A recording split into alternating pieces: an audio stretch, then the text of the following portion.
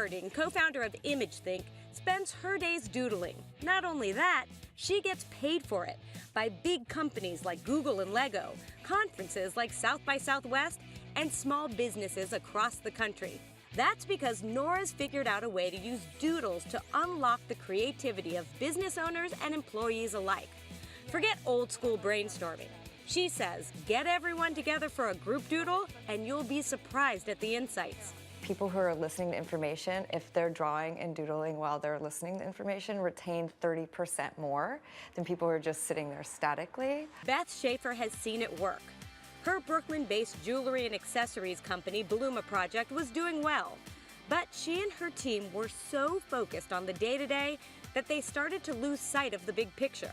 She brought on Nora to help them think through who Bluma Project is and how to communicate that to customers. I guess we casually talk about it, but to have some sort of concrete plan where we'd say, okay, this is what we're going to start to communicate to people, and this is how we're going to do it. A few hours doodling with Nora, and Beth was able to come up with a concrete plan. Let's get your team together and brainstorm about the Bluma Project identity.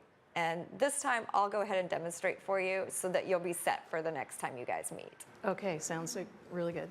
The key to having a successful doodle meeting is to structure it. Tip 1 from Nora, assign a note taker.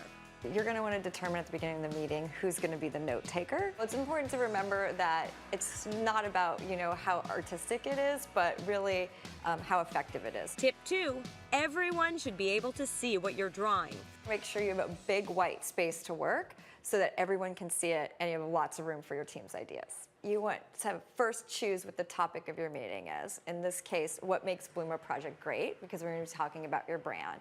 And you want to write it really large so that when your team comes in, they know exactly what the topic is, and it can help stay focused and spur ideas. Tip 3, organize your brainstorm using containers.